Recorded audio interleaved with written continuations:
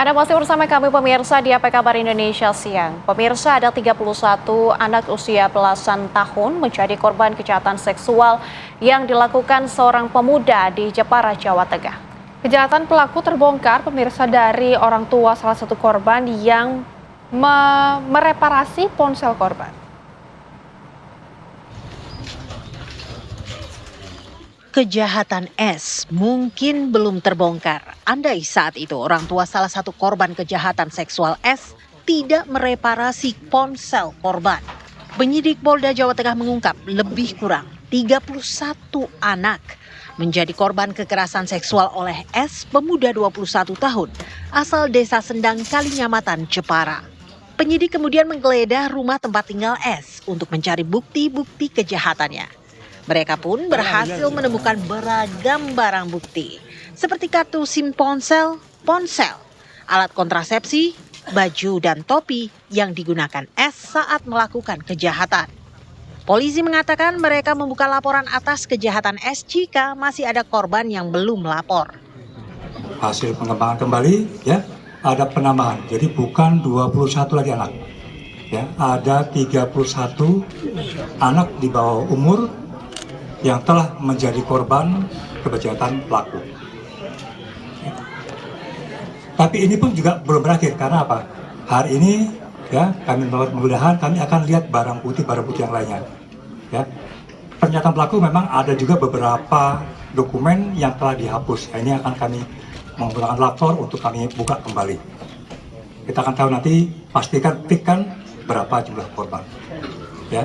Yang pertama, yang kedua, korban ini adalah anak-anak di bawah umur. Paling tinggi umurnya itu sekitar 16-17, paling tinggi. Ya, umumnya adalah umur 12, 14, ya. Dan yang paling terakhir itu ada yang SMA kelas 2. Jadi semua itu di bawah umur.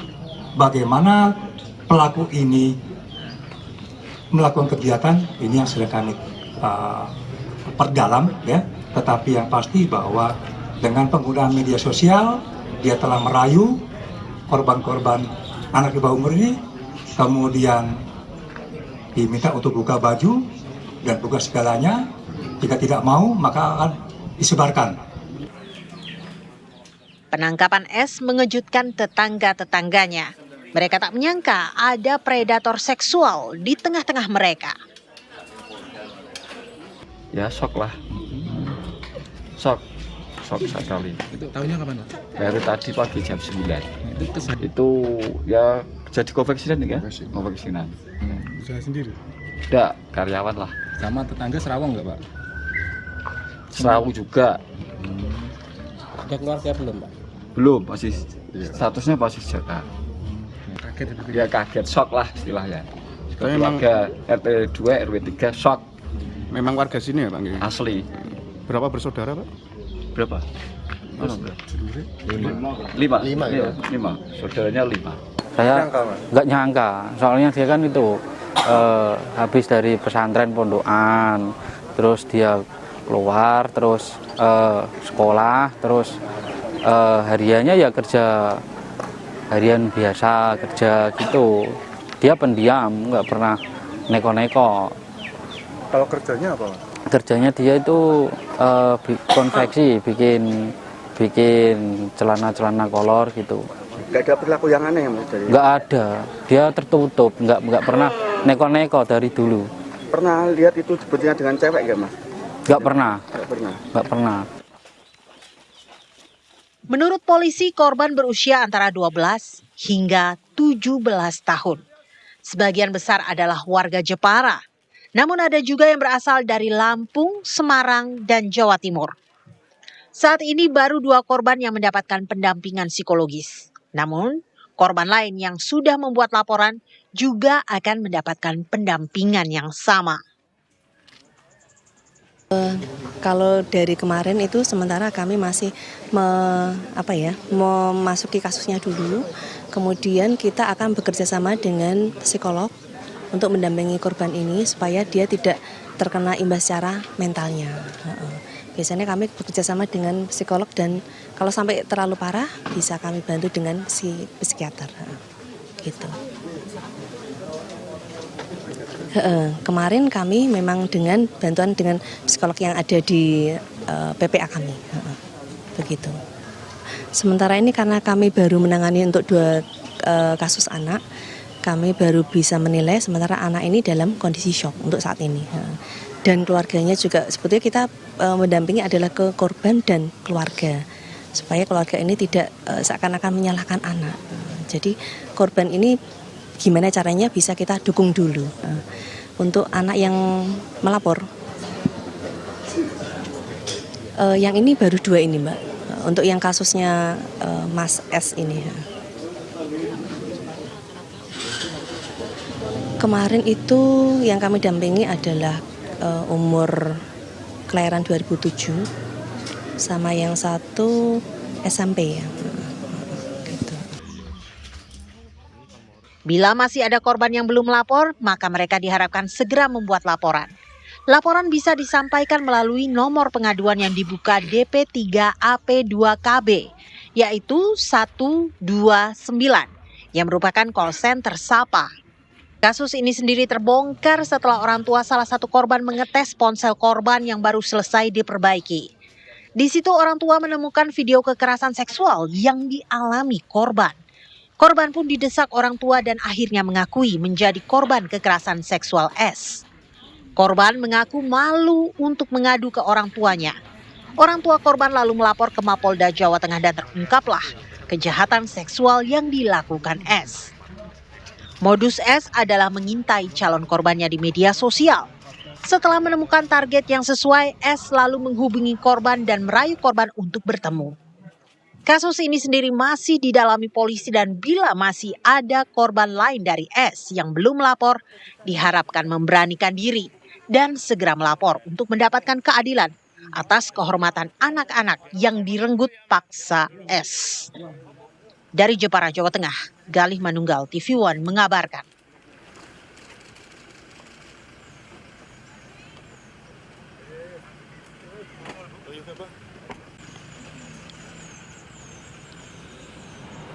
Ya pemirsa, untuk mendalami kasus ini di studio kami Apa Kabar Indonesia Siang telah hadir narasumber kami, psikolog anak dan remaja Mbak Vera Ita Biliana. Selamat siang Mbak Vera. Siang Mbak Nadila, siang Mbak Hana. Oke, tapi sebelum kita mendalami lagi dialognya bersama dengan Mbak Vera, kita juga akan mengupdate informasi terkini. Pemirsa, kita sudah bergabung dengan rekan kami Goldi Gumilang yang sudah siap mengabarkan untuk Anda. Goldi, silakan dengan laporan Anda. Selamat siang Rehana, Nadila dan juga pemirsa. Terkait dengan kasus kekerasan seksual yang menimpa kurang lebih 31 anak di bawah umur yang dilakukan terduga pelaku dari Kabupaten Jepara, Jawa Tengah, ini tengah diselidiki oleh pihak kepolisian. Dalam hal ini adalah Direktorat Kriminal Umum Polda Jawa Tengah. Saat ini pemirsa, pada hari Rabu kemarin dilakukan penggeledahan di rumah tersangka berinisial S berusia 21 tahun ini di Desa Sendang, Kecamatan Kalinyataman di Kabupaten Jepara, dan di lokasi tersebut ditemukan sejumlah barang bukti yang berhasil disita oleh pihak kepolisian, yakni berupa ponsel, SIM card, kemudian alat kontrasepsi, baju dan juga topi yang dilakukan oleh tersangka untuk melancarkan aksinya. Kasus kekerasan seksual ini tengah juga ditangani oleh berbagai pihak, salah satunya adalah Departemen DP3AP 2KB, di mana untuk ke-31 korban ini akan dilakukan pendampingan. Namun sejauh ini informasi yang kami terima dari Ibu Ririn, ini ada 2 korban yang sudah didampingi secara psikologi terkait dengan kasus kekerasan seksual yang menimpa mereka. Karena memang rata-rata dari korban ini pemirsa berusia kurang lebih 12 hingga 17 tahun. Di mana ini rata-rata untuk korbannya berasal dari Jepara, namun tak hanya dari Jepara saja, ini ada juga yang berasal dari berbagai kota seperti Semarang, Lampung, dan juga di wilayah Jawa Timur. Selain pengungkapan tersebut bahwa memang kasus ini terungkap dari salah satu ayah korban yang mereparasi handphone dari anaknya, kemudian menemukan video kekerasan seksual yang akhirnya menanyakan hal tersebut kepada anaknya dan akhirnya melaporkan ke pihak kepolisian, dalam hal ini adalah ke Polda Jawa Tengah. Kemudian setelahnya dilakukan proses penyelidikan dan juga ditangkaplah seorang pemuda asal Jepara ini berinisial S yang sehari-hari bekerja sebagai karyawan pabrik konveksi di daerah Kabupaten Jepara. di mana pengakuan di warga sekitar ini juga sempat terkejut karena kepribadian dari si tersangka ini tadi, ya ini berinisial S, ini dikatakan oleh beberapa warga di sana, salah satunya adalah Pak Riyadi, ini adalah orang yang pendiam. Kemudian juga ia terkejut kasus tersebut terjadi di wilayahnya. Selain itu dari pihak kepolisian juga saat ini tengah melakukan penyidikan lebih lanjut dan juga menghimbau untuk para warga di wilayah Jawa Tengah maupun di Indonesia untuk lebih berhati-hati ataupun mengawasi anaknya, terutama untuk anak perempuan di bawah umur, karena memang modus operandi yang dilakukan oleh tersangka ini melalui media sosial dengan cara menghubungi dan juga merayu korban, kemudian juga melakukan kekerasan seksual dan merekam hal tersebut, sehingga rekaman tersebut digunakan oleh pelaku ataupun tersangka untuk mengancam para korbannya. Sejauh ini pemirsa sudah ada 31 korban yang terdata, dan dari pihak kepolisian Polda Jawa Tengah juga masih membuka untuk posko aduan sebagaimana jika memang ada korban tambahan dari kejahatan seksual yang dilakukan oleh S asal Jepara ini. Sementara itu, update yang dapat kami kabarkan dari Jepara, kami kembalikan ke rekan-rekan di studio. Baik, nampaknya sudah ada 31 korban. Terima kasih Goldi Gumilang atas laporan Anda. Selamat kembali beraktivitas. Oke pemirsa, kita dalami kasus ini bersama dengan Mbak Vera. Mbak Vera, tadi disebutkan sudah ada 31 korban dan korbannya ini bukan hanya dari Jepara saja, tapi ada Lampung, Semarang, dan sejumlah wilayah di Jawa Timur lainnya. Tadi juga disebutkan bahwa sifat dari pelaku ini pendiam, dianggap anak yang baik bagi masyarakat di lingkungannya, tapi bagaimana bisa kasus seperti ini terjadi, menjadi predator anak? Ya, ini yang namanya penampilan bisa menipu ya, gitu. Jadi kita jangan mudah terkecoh dengan penampilannya seorang yang baik gitu ya. Justru predator itu memang mereka mencoba menampilkan sosok dirinya yang memang baik gitu ya, lembut gitu ya, terus tidak kasar gitu, alim, layak kalem dan sebagainya, bicara dengan tata tutur kata yang baik juga. Karena ketika mereka mau mendekati korbannya, ada proses yang namanya grooming kan. Jadi kan mereka ketika menemui korbannya kan tidak langsung langsung melakukan kejahatannya, tapi ada proses grooming dulu, membangun kepercayaan gitu. Ya, jadi memang penampilan yang baik tadi memang itu salah satu bagian dari peran dia atau sebagai predator tadi gitu ya. Oke, tapi Mbak Vera, sebetulnya faktor apa yang membuat seseorang ini bisa malah menjadi predator gitu? Banyak faktor ya, banyak faktor. Yang jelas, yang satu faktor yang pasti ada, gitu ya. Ada yang salah dalam pemahaman dia tentang bagaimana menjalin relasi dengan lawan jenis, bagaimana mendapatkan kepuasan seksual. Itu ada yang salah di situ. Nah, tapi kan kenapa dia bisa sampai menjadi predator? Tentu setiap kasus, setiap pelaku punya background historinya masing-masing, gitu ya. Nanti mungkin dari proses penyelidikan bisa lebih dalam lagi kita ketahui kenapanya. Oke. Mbak Vera, tadi sudah Anda sebutkan bahwa cara predator ini mendekati korbannya itu melalui grooming ataupun pendekatan-pendekatan yang dia lakukan gitu. Ini tapi korbannya dilakukan melalui media sosial. Proses atau pola grooming seperti apa yang dilakukan oleh pelaku jika melalui media sosial ini? Untuk kasus ini persisnya seperti apa kita belum tahu ya, untuk hasil penyidikan. Tapi yang sudah itu bisa sesimpel mengajak si anak chat, misalnya mereka main game online gitu ya, terus ada ketemu dengan orang dengan lawan main yang secara online, terus ajak ngobrol, terus besok main lagi, kok asik nih ya main sama orang ini. Nah, mulai dari situ gitu. Terus juga ada kasus juga yang pernah saya tangani mulai dari si anak ini posting sesuatu, misalnya foto gitu ya, terus si pelakunya cuma menunjuk kamu cantik deh. Nah, dari situ didapatkan atensi dari si anak, terus dia tadi berpura-pura baik, pura-pura paham apa yang anak ini lalui gitu. Dan satu hal nih Mbak Nadila dan Mbak Rehana gitu ya, untuk korban gitu ya, kenapa mereka bisa sampai terperangkap segitu jauh gitu kan, itu kan jadi pertanyaan juga ya gitu ya. Nah, anak ketika mereka tidak mendapatkan apa yang mereka butuhkan di lingkungan terdekatnya, tentu saja akan cari di luar gitu. Dan sekarang ada media sosial nih, di mana itu jendela bagi anak untuk keluar untuk mencari apa yang dia butuhkan. Dan di luar sana ada orang-orang seperti predator ini yang memang berpura-pura baik demi keuntungannya mereka sendiri sebetulnya. Mungkin artinya kita harus berhati-hati ya dengan tadi like, terus komen juga, karena ini mungkin bisa memicu hal yang tadi ya. Lantas ini artinya apakah sebesar itu peran dari media sosial terhadap kasus-kasus serupa? Besar sekali gitu ya, apalagi kalau kita kan korbannya tadi usia 12 sampai 17 ya kalau nggak salah ya, jadi kan usia-usia remaja di mana mereka sangat membutuhkan atensi dan mereka sangat suka sensasi gitu. Jadi kayak like, love di media sosial itu berarti banget buat mereka, dan ketika mereka mendapatkan atensi dari siapapun itu yang dia tidak dapatkan dari lingkungan terdekatnya, ya udah itu akan sangat mudah sekali untuk nempel ya gitu ya, jadi gitu. Oleh predator-predator ini. Tapi Mbak Vera, kasus ini kan terungkap ketika orang tua dari sang anak ini menemukan video tersebut itu. Ini kenapa sih korban-korban yang memang berusia 12 tahun, yang masih berusia dini, ini takut untuk melaporkan, menceritakan kejadian-kejadian yang mereka alami? Apa memang ada pola dari pelasuh dari keluarga yang terpengaruh di sini atau bagaimana? Ya, ada beberapa hal ya yang mempengaruhi ya. Bisa jadi memang selama ini pola komunikasi antara anak orang tua tidak begitu bagus gitu ya. Jadi anak tidak merasa leluasa, tidak merasa bebas untuk menceritakan apapun. Takut dimarahin, malah takut disalahin gitu ya.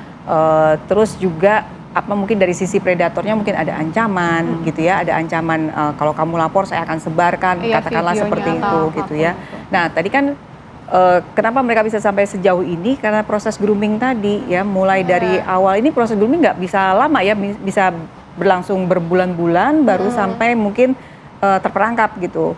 Jadi mulai dari ngobrol, dia mau mendengarkan, sehingga ada rasa percaya, ada trust yang terbangun di anak juga, dia merasa nyaman, merasa percaya, terus sehingga diajak ketemu mau gitu ya. Padahal terus dia masuk perangkap. Nah jadinya si anak merasa kok saya mau kok diajak ketemu, jadi ada merasa bersalahnya juga, sehingga itu yang membuat anak juga jadinya takut untuk lapor, takut untuk cerita. Nanti kan disalahin, kok kamu yang mau gitu. Kok kamu mau. Mungkin nanti kita akan dalami mengenai dampak psikologis dari korban ini nanti seperti apa Mbak Vera, tapi usai jeda pemirsa tetap bersama kami di Apa Kabar Indonesia.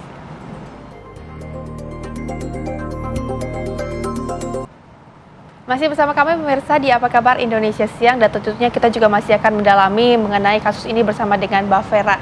Mbak Vera, ini kan kalau dilihat ya, korbannya ini ada 31 dengan rentan usia yang bermacam-macam. Untuk dampak psikologis dalam jangka panjang ini seperti apa nantinya? Dampak psikologisnya banyak hal yang mempengaruhi ya. Satu, sejauh mana tindakan kekerasan ini dialami korban gitu ya, atau separah apa gitu ya. Terus juga bagaimana dukungan keluarga dalam mendampingi si korban melewati proses semua ini gitu. Terus juga bagaimana si korban bisa dibantu untuk kembali ke rutinitasnya. Jadi banyak hal yang terjadi ya gitu ya. Kalau misalnya korban katakanlah tidak mendapatkan dukungan, malah disalahkan, jadi dipojokkan, kok kamu mau, kok kamu nggak cerita dari dulu dan sebagainya. Nah itu mungkin juga bisa berpengaruh menambah beban berat untuk si korban gitu ya. Mbak Vera, tapi kalau kita lihat kasus-kasus seperti ini, sebenarnya hal yang paling penting adalah bagaimana peranan lingkungan, terlebih peranan keluarga yang ada di dalamnya gitu. Tapi kalau misalnya sudah terjadi kasus seperti ini, apa sih yang harus dilakukan oleh keluarga yang menjadi korban ataupun pelaku, keluarga dari pelaku itu sendiri, Mbak Vera? Oke, kalau keluarga dari korban ya, jadi keluarga dari korban tentu saja katakanlah orang tuanya atau siapapun yang dekat dengan ini pasti ada rasa marah, ada gitu ya, pasti terpancing emosi juga. Tapi perlu diingat bahwa kita perlu fokus pada emosi korban gitu. Jadi memang fokusnya adalah memenuhi apa yang dibutuhkan oleh korban ini. Yang dibutuhkan korban satu, dia tahu ini salah gitu, dia mendapatkan penjelasan ini salah. Ini penting karena ada beberapa pelaku yang bilang ini nggak apa-apa, ini cuma permainan, ini nggak apa-apa kok, ini biasa, nah ya kayak gitu. Jadi dia harus tahu bahwa apa yang telah terjadi itu adalah salah, itu adalah suatu kesalahan, supaya kita mencegah untuk ini terulang kembali gitu ya. Terus yang kedua, ini salah tapi bukan salah korban, bukan si anak ini yang salah adalah si pelaku ini. Nah hal yang ketiga yang dibutuhkan korban adalah melihat pelaku mendapatkan konsekuensi dari kesalahannya dia. Nah berikutnya adalah yang keempat adalah korban butuh perlindungan, butuh penjaminan bahwa mereka aman gitu ya. Aman dalam arti juga aman dari pemberitaan-pemberitaan ini yang memojokkan gitu ya, dan aman untuk kembali beraktivitas menjalani rutinitasnya mereka. Dengan normal lagi. Ya, nah dari keluarga pelaku, nah itu tentu saja berat ya. Apalagi tadi kan dibilang anaknya pelaku tuh nggak pernah neko-neko, selalu baik. Tentu ini juga sesuatu yang shocking gitu, yang selalu mengejutkan untuk keluarga gitu ya. Tapi kalau misalnya faktanya sudah terbuka seperti ini, semuanya jelas, buktinya ada, ya yang dilakukan keluarga pelaku adalah mendampingi pelaku untuk menjalani konsekuensinya. Ya, karena si pelaku tadi saya dengar usianya masih 21 tahun, juga hidupnya masih panjang ya gitu ya. Jadi ya mendampingi, membantu dia untuk rehabilitasi juga supaya menjadi individu yang lebih baik gitu ya, tidak mengulangi lagi. Mbak Vera, tapi kan ini yang sudah terungkap ada 31 korban. Tapi untuk mendorong korban-korban lain, karena disinyalir ada juga korban yang memang belum melapor. Nah, ini seperti apa dorongannya? Dorongannya, nah ini kan tergantung lagi pada korbannya ya gitu ya. Sekali lagi yang dibutuhkan korban tadi ada 4 hal tadi gitu. Kalaupun misalnya korbannya belum siap, ya kita nggak akan bisa paksakan. Ataupun keluarganya belum siap, kita nggak bisa paksakan. Cuma kan yang kita bisa berikan pemahaman, kita dorong keluarganya atau korban untuk melapor supaya ini si pelaku mendapatkan konsekuensinya yang setimpal, dan ini tidak bisa mencegah korban-korban lainnya gitu. Oke, Mbak Vera tadi Mbak Vera menyebutkan bahwa hal yang harus dilakukan terhadap pelaku ini adalah direhabilitasi. Mungkin ada kasus-kasus sebelumnya pelaku-pelaku yang telah direhabilitasi ini, apakah memang akan nantinya tidak akan mengulangi kesalahan-kesalahan ini atau bagaimana Pak? Nah, ini saya kebetulan nggak punya datanya gitu ya, tapi ada beberapa usaha-usaha rehabilitasi yang memang arahnya ke sana gitu. Nah mungkin tapi yang belum kita punya setahu saya di Indonesia ini gitu ya, kalau di luar kan kita lihat begitu mereka selesai menjalani pelaku selesai menjalani hukuman, mereka kembali ke masyarakat, itu mereka selalu dipantau. Dan ada pembatasan gerak nih, mereka tidak boleh bekerja atau beraktivitas di lingkungan yang memang berisiko untuk terulang kembali kejahatan itu. Jadi misalnya korbannya anak-anak, ya dia nggak boleh bekerja atau beraktivitas di lingkungan yang banyak anak-anaknya gitu. Nah di Indonesia saya lihat itu belum ya gitu ya. Jadi kita masih belum ada pemantauan nih untuk pelaku-pelaku yang sudah selesai menjalani hukuman supaya mereka tidak mengulangi lagi tuh. Setahu saya belum. Ya. Tapi Mbak Vera, bagaimana sebetulnya untuk pendekatan psikologis kepada anak begitu ya, maupun itu di sekolah ataupun mungkin dari orang tuanya? Untuk apa nih? Untuk mencegah? Untuk mencegah hal ini agar tidak terjadi lagi tentu. Ya. Pertama, balik lagi ke alasan yang selalu disebut-sebut mungkin sama ahli parenting atau psikolog gitu ya. Komunikasi, gitu ya. Koneksi komunikasi dengan antara orang tua dan anak itu harus dijaga betul. Tantangannya adalah bagi orang tua seringkali yang saya temui gitu ya, ketika anaknya beranjak remaja, orang tua tuh udah kehilangan gaya nih. Gimana ya supaya anak saya tetap dekat, mau cerita apa aja, karena anaknya berubah. Anaknya punya teman-teman, punya media sosial gitu ya, terus punya rahasia yang nggak semuanya diceritakan ke orang tua. Nah ini bagaimana ya, namanya orang tua harus terus belajar ya. Ketika misalnya anaknya masih kecil, gampang nih dia masih mau nih cerita semuanya, tapi begitu sudah remaja apa yang mesti dilakukan? Nah antara lain yang bisa dilakukan adalah tentukan dulu waktu rutinnya dulu deh. Waktu untuk komunikasinya secara rutin tuh dalam satu hari ada nggak? Misalnya sebelum tidur kah? Atau pada saat makan malam kah gitu, dan itu sebaiknya dilakukan one on one ya dengan dengan satu orang tua gitu. Nah kalau anaknya, banyak orang tua mengeluh anaknya kalau ditanya jawabnya pendek-pendek Bu gitu ya, atau nggak mau cerita atau diem aja, apa sih ya gitu kan. Nah yang kita lakukan adalah sebagai orang tua kita bisa bercerita duluan. Kita bisa bercerita duluan tentang apa yang kita alami hari ini gitu ya, kita lihat berita apa, kita share. Terus kita tahu juga mungkin dia minatnya apa, katakanlah minatnya K-pop gitu ya. Kita update tentang berita K-pop itu jadi obrolan yang hangat. Jadi tidak melulu obrolannya tentang hari ini belajar apa, PR udah selesai atau belum, kamu les apa enggak, yang kayak gitu. Jadi di luar itu cari hal-hal yang menarik untuk dibicarakan. Tujuannya apa? Supaya anak merasa nyaman bicara sama kita. Ada pendekatan. Dia lihat orang tuanya cukup hangat dan terbuka, santai nih gitu. Jadi apapun yang dia temui di luar sana, kita jadi orang pertama yang tahu. Jadi kan kayak kasus ini gitu ya, korban-korban ini kan melalui proses grooming yang nggak singkat gitu ya. Kalau misalnya komunikasi atau koneksinya bagus dengan orang tua, si anak nih bisa cerita, Bunda, ada orang nih ngajakin aku kenalan gitu ya. Ada orang nih ngajakin aku pergi, dia bisa cerita sehingga kita bisa mencegah ini dari sejak awal. Deteksi dari awal ya. Mbak Vera, tapi kasus ini kan melibatkan media sosial yang memang semua orang bisa menjangkau itu. Apa sih saran dari Mbak Vera untuk anak-anak di rumah yang barangkali nonton ataupun orang tua agar kita tidak perlu membatasi, tapi memberikan mereka pemahaman untuk menggunakan media sosial ini harus seperti ini, agar tidak terjadi kasus ini, Mbak Vera? Ya, satu hal media sosial itu ada batas umurnya, ada batasan umurnya. Jadi kalau menurut saya taatilah itu, gitu. Umumnya kan batas umurnya 13. Jadi usia 13 tahun baru anak-anak ini boleh punya akun media sosial. Dan sekarang ada beberapa platform yang saya tahu, platform media sosial yang secara ketat membatasi kalau misalnya anaknya, si penggunanya masih usia anak-anak, masih usia di bawah 18, itu langsung akunnya tersetting secara default gitu, secara otomatis untuk akun usia remaja. Jadi mereka langsung di private, nggak yang open akunnya dan sebagainya. Terus ada batasan waktu penggunaan, jam 9 itu mati dan sebagainya. Nah itu orang tua juga perlu cari tahu gitu ya. Nah jadi batas usia, terus juga dibatasi penggunaannya kapan, jadi kapan, di mana, berapa lama dan apa yang dikonsumsi itu perlu jelas di awal. Dan orang tua juga dan juga guru mungkin di sekolah bisa bantu anak-anak untuk memahami ketika kamu masuk media sosial itu seperti kamu masuk ke sebuah mall atau pasar gitu, di mana di sana ada orang yang kamu mungkin kenal, ada yang nggak kenal. Ada yang jualan, gitu kan? Ada yang cuma display aja, gitu ya. Ada yang bicaranya sopan, ada yang nggak sopan juga, gitu ya.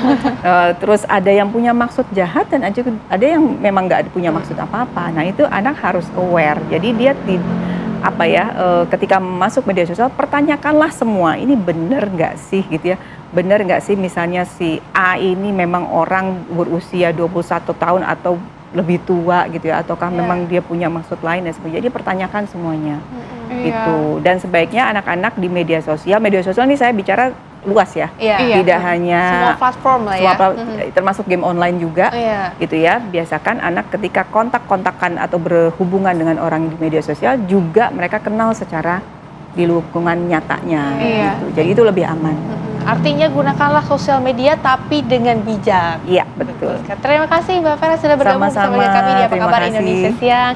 Dan semoga kasus ini juga pemirsa tidak terjadi lagi dan selalu diawasi tadi ya oleh orang tua dan juga oleh orang tua dan juga lingkungan. Dan pemirsa Apa Kabar Indonesia Siang masih akan kembali untuk Anda sesaat lagi. Tetaplah bersama kami.